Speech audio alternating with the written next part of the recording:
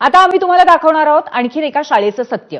योजनेअंतर्गत विद्यार्थ्यांची मंजूर संख्या 100 आहे, कागदावरती 68 आहे आणि प्रत्यक्षात शाळेमध्ये 25च विद्यार्थी आहेत आणि या विद्यार्थ्यांना वसतिगृहाच्या खोलीमध्ये अक्षरशः कोंबण्यात आले।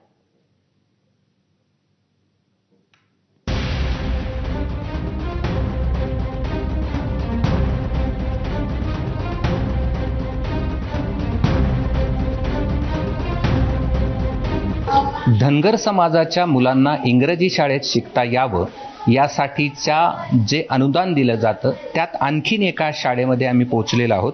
शाळेचं जे नाव आहे Yogeshwar English school and junior college, Mahal Pimpri, Warud Kazi, जिल्हा छत्रपती संभाजीनगर। आता इथे आम्ही आल्यानंतर आम्हाला इथे विद्यार्थी मिळालेत, म्हणजे इथे हे तुम्ही पाहिलं तर इथं तुम्हाला विद्यार्थी पाहायला मिळत आहेत। मात्र यातला जो नियम सांगतो तो नियम असा आहे की एका विद्यार्थ्याला 24 चौरस फूट एवढी जागा देण्यात यावी। मात्र इथे जर आपण पाहिलं तर या एका कॉटवर, म्हणजे हा वरचा भाग आणि हा खालचा भाग, या खालच्या भागामध्ये 2 जण या ठिकाणी झोपतात। बरोबर बोललोय ना मी? हो हा हो 2 जण झोपतात। तुम्ही तर 3 दिसताय आणि एक जण खाली झोपतो। एक जण खाली झोपतं। हो. बर आणि मुलं मुली मुलं तिकडून असते आणि मुली इकडून असते। एकाच रूम मध्ये असतात? हा। आणि तू मुलांसोबतच राहते? नाही, मी माझी बेडवर झोपते, ती खाली झोपते यांच्यासोबत। बर, पण मुलं तुमच्या रूम मध्ये असतात? हो। किती जण आहेत तुम्ही या रूम मध्ये? ह्या रूम मध्ये 17 जण एकाच रूम मध्ये राहताय? नाही, आता वेगळं वेगळं करणारी सोय बरं, पण होणार आता तर एकाच राहताय? हो। बर, आपण पाहिलं तर या एका रूम मध्ये 17 विद्यार्थ्यांची व्यवस्था करण्यात आलेली आहे। आम्ही ज्यावेळेस या शाळेमध्ये पोहोचलो त्यावेळेस आम्ही इथल्या विद्यार्थ्यांची संख्या मोजली, त्यावेळेस ती विद्यार्थी संख्या होती 25, म्हणजे 17 विद्यार्थी या रूम मध्ये आणि उरलेले विद्यार्थी बाजूच्या रूम मध्ये शिक्षण घेतात। ही वस्तुस्थिती आहे या शाळेच्या हॉस्टेलची।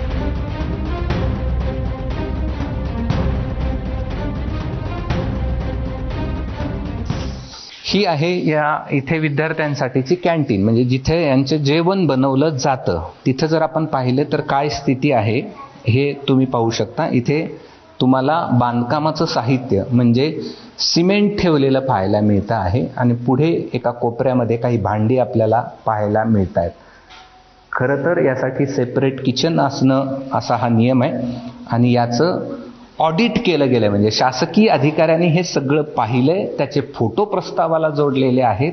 मात्र प्रत्यक्षात वस्तुस्थिती अशी आहे की किचनमध्ये जेवणाच्या वस्तू असायला हव्यात, मात्र तिथं पाहायला मिळतंय बांधकामाचं साहित्य, सिमेंट, लोखंडी तारा।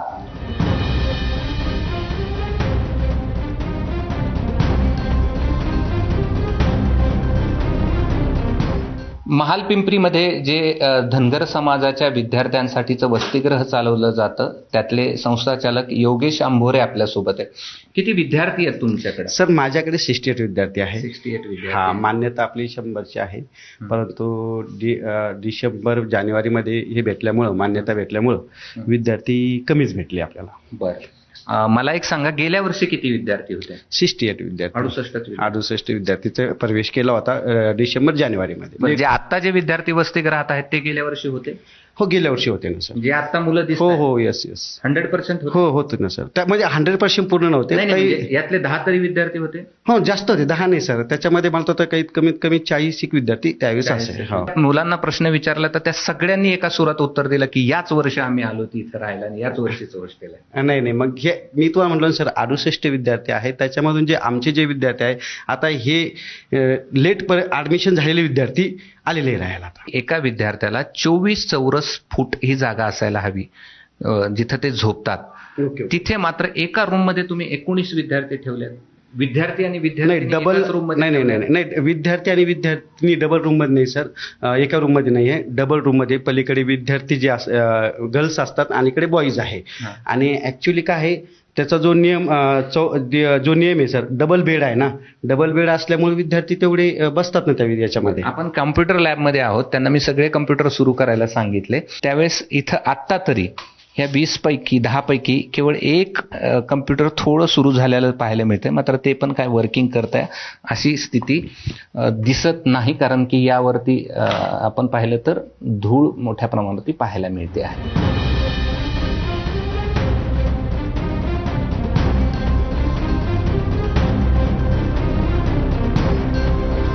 मला एक सांगा, कमी जर भेटते. विद्यार्थ्यांना तुम्ही सुविधा देऊ शकत नाहीत, विद्यार्थ्यांची संख्या नाही, तरीही तुम्ही अनुदान कसं नाही देता? नाही सर, तुम्ही कुणाला फसवता? 100 नाही ऐका सर, विद्यार्थ्यांना फसवता? 100% तुम्ही, मी काय म्हणतो, विद्यार्थ्याचे तुम्ही बाईट घेऊ शकता. मी तुम्ही घेतल्यानंतरच ऐका ना सर, बोलतोय. विद्यार्थ्याला तुम्ही विचारू शकता का त्यांची जेवणाची व्यवस्था कशी आहे, खाण्यापिण्याची व्यवस्था कशी आहे, राहण्याची व्यवस्था किती आहे.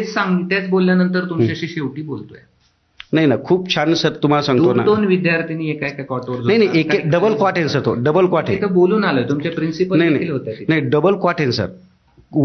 फर्स्ट आणि सेकंड दोन क्वास्ट आहे ना, वरती एक मुलगा असतो एका क्वार्टवर, खाली एक मुलगा असतो एका क्वार्टरवरती. धन्यवाद. फक्त अपेक्षा एवढीच आहे की जे विद्यार्थी एबीपी माझ्याशी बोलल्यात, विद्यार्थिनी, त्यांना तुमच्याकडनं त्रास होऊ नये.